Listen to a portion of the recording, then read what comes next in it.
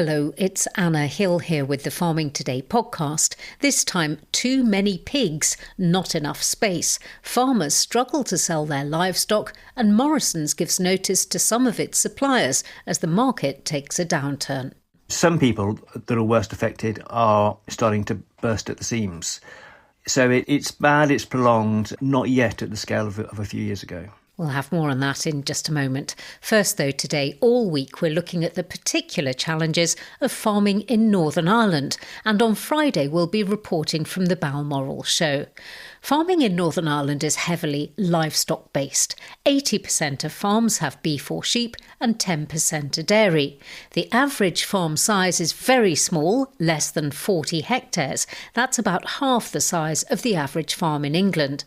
Agriculture is devolved and Stormont decides its own policies, including the post-Brexit system for farm subsidy. There's a farm sustainability payment with a maximum of £6,000 a year. That's significant as the average income of a Northern Ireland farm is just £12,000. The Office for Environmental Protection, or OEP, says not enough's being done to improve water quality, but farmers say they need extra funding to help meet new environmental regulations. I spoke to Dr Adewale Adenuga, agricultural economist at Queen's University, Belfast, who recently surveyed farmers for their views. Farming in Northern Ireland is quite unique. About 80% of farmers in Northern Ireland are categorized as very small farms. And that has implications for costs. There is not so much opportunity of this economics of scale that a relatively large farm would enjoy. The cost of input is quite a big issue at the moment. You have a situation where there's a 40% drop in income between 2023 and 2024. Of course, there's also an increase in 2025, but farmers are not able to plan on the basis of this. Currently, farmers also feel they're experiencing what we refer to like regulatory burden, because there is a significant change in environmental scheme in Northern Ireland, in fact, in the last 50 years. And they're still trying to take time to understand this. It also means that they have to invest, and given the volatility and the low farm business income, so that is an issue. That must have got worse, I suppose, since the Middle East conflict and the price of fuel and fertiliser going up. Exactly. Although the government has come up with a new program called the Sustainable Agricultural Program, which could offer some safety net to farmers in these situations. But the question is, would that be enough? And I know farm tenancies are a bit different in Northern Ireland as well. There's a lot of rented land let annually under Conacre, is that right? Conacre is a system of letting land for 11 months or 364 days. So what this does is that landowners rent out the land without transferring the right over the land on the person farming the land. It has implications even for the Sustainable Agricultural Program, because where farmers is renting a land and they do not have the tenancy right, it means that they are not sure of getting this land the following year. And what that means is that they are not able to invest in that land in a way that it can be more environmentally sustainable for the future. Some Conacre can be rolled over for 10 years, for 15 years.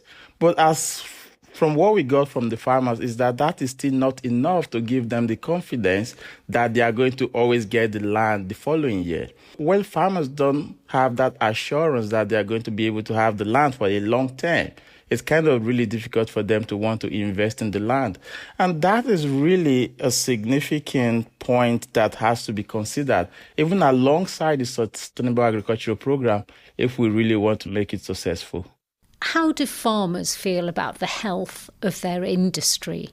Farmers who farm in Northern Ireland really want to do it because they love to do it. Majority of these farmers are connected to their land and they want to give it the best that they can give it to. But at the same time, they are also feeling the compliance cost and the regulatory pressure is beginning to put too much burden on them. There was a recent report by OEP that said we need to strengthen regulations, we need to do better than we're doing, and I do agree that is true. But this also requires us to provide adequate and well-resourced capital support to the farmers to be able to achieve that. Dr. Adewale Adenuga, agricultural economist at Queen's University, Belfast. Last year, a survey by the consumer group Which voted Northumberland National Park the best in the country, with its history, its peace and its facilities all scoring highly. But it's also among the least visited, and that's something the park's former CEO Tony Gates has spent 20 years trying to change amid arguing with the government over the park's funding. His last day was at the beginning of this month, but a few days before, he met our reporter Joe Lonsdale at one of his very favourite spots. So this gate looks like it could do with a bit of repair. I think it might be broken actually, Tony. To be fair, it's probably the most heavily used gate in Northumberland. There we go. Well, we've just left the car park. We're smack bang in the middle of Hadrian's Wall, if you think it runs coast to coast across the north of England. And we've got the wonderful view of Craiglough and the Great Wind Sill, which runs right through this central section of Hadrian's Wall. So we've got a few walkers going past. This is a place where you really have constant walkers. Yeah, Northumberland's got space. And it's very much a border landscape. And I think, having grown up in Northern Ireland, there's something about border places. You can almost feel their history. So you came here 20 years ago. What do you think you'll look back on as the things you're most proud of? What makes me proud? That it hasn't been despoiled. Some of England's cleanest rivers are in Northumberland National Park. We're on our way to restoring nature, so the curlew is less threatened than it has been in the past. Our relationship with the local landowning and farming community is something that we've always put great store by. In the last few years we've been rolling out a programme called Farming in Protected Landscapes, which provides grant aid directly to farms, either for nature conservation work or for access projects or small projects to welcome people to the countryside. So I think it's been a really good relationship. OK, and through a second gate here. Yeah, there's a knack to these, Joe. They're very clever, if a little bit rattly. So we've come through the gate, we're just literally standing next to Hadrian's Wall. If we were to look over the top, we would be able to see the sill. Tell me about that. Yeah, well, that's something I'm very proud of. We built it as a National Landscape Discovery Centre. We built it to carry 100,000 visitors a year. It's never had less than 120. What I'm most proud of is seeing the people who engage with it. Watching the school group we've just watched walk up the crags, and they're staying overnight in the youth hostel. We built the youth hostel. The wind's picking up a bit, isn't it? If we dip down behind there. Obviously we've touched on the things that you're most proud of there, but there's been a struggle, hasn't there? And that's about how you're funded. Yes, there's quite a complex formula which government uses for funding national parks. But the long and short of that is Northumberland's never had its fair share of that. And I've had many battles over many years with government over this. And since 2019, you've had the same amount of cash each year, so effectively your funding's being cut, in real terms anyhow. Yeah, but we've got the same job to do. You get to a point where you're really struggling to do your statutory work, just the things you must do to operate legally. And you think, how serious are government about this? Landscapes, when you go run down through the list, define what the country is. The Lake District, the Peak District, the Broads, Dartmoor, Exmoor, the Yorkshire Dales, the North York Moors, Northumberland. We've had the COVID pandemic. What did that show us?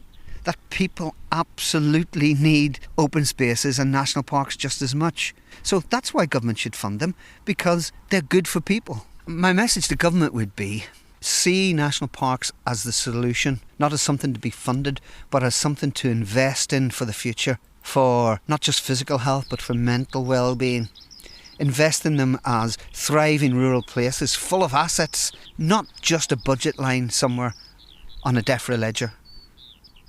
That report by Joe Lonsdale. A DEFRA spokesperson told us the government is providing £83 million to our protected landscapes, like national parks, accelerating our ambition to protect 30% of our land by 2030. The supermarket Morrisons has given notice to some of its pig farmers because of an oversupply in the market. In a statement, Morrisons said it has to reduce the number of pig producers in its supply chain because of the challenging economic climate. Well, farmers meeting up today at the Pig and Poultry Fair will be comparing notes as they struggle to sell their animals. I asked the editor of Pig World, Alistair Driver, why this backlog is happening now. A lot of people are experiencing it to some extent. So maybe pigs are staying on for a couple of weeks longer than would otherwise be the case. They're getting heavier. They're managing it. Some people that are worst affected are, starting to burst at the seams. So it's bad, it's prolonged. Just give us some of the reasons why this is happening. It's just a combination of factors, really. In response to what was a relatively good time, some of the bigger companies have expanded herds, put more sows down. Last year, we had some good growth rates, good breeding productivity. That was compounded in the autumn by one of the big factories had a couple of weeks maintenance. That created a bit of a backlog on farms. Demand generally, it's been flat. The demand just hasn't been there. Pigs have built up gradually on farms. Some people worse affected than others, depending on their supply chains. Allied with it, I'm afraid, we've seen a downturn in European prices. That has put not necessarily import pressure. It's not necessarily that more is being imported to displace it, but it's put price pressure on. So the price has been falling. Add into that mix, you've got the war in the Middle East. That's starting to push up costs. So yeah, the industry is heading to the Pig and Poultry Fair this week and not really in a particularly bright mood, I'm afraid. We know that Morrisons has given notice to some of its suppliers. Well, that's kind of the biggest manifestation so far of what's happening as a result of all of this. I think all of the supply chain is kind of looking at its numbers, across the board. Morrisons is the only retailer that owns its own abattoirs, that's Woodheads. It's blaming the general economic conditions, that the downward pressure on price. But yes, it's given typically it will be 6 months notice, but including some pretty big suppliers. And it's also apparently informed others that it'll be cutting back on numbers. So it's happening across the board, but that's the kind of the most obvious headline impact so far. Do you think other supermarkets will follow? Slightly different in that Morrisons owns its own abattoirs. It's more about the relationship between the producers and the processors. And I think it may be happening at a less kind of high profile level, but it's kind of inevitable when you have this really what is just an imbalance in the supply chain. And the problem is, for anybody that's been given notice, it's not the sort of environment where it's easy to pick it up elsewhere.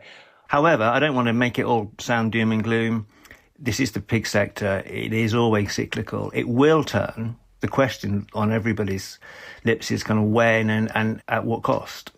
The government is bringing in the fair dealing obligation for pigs, which is the sort of supply chain regulation, and it's due to come in this summer.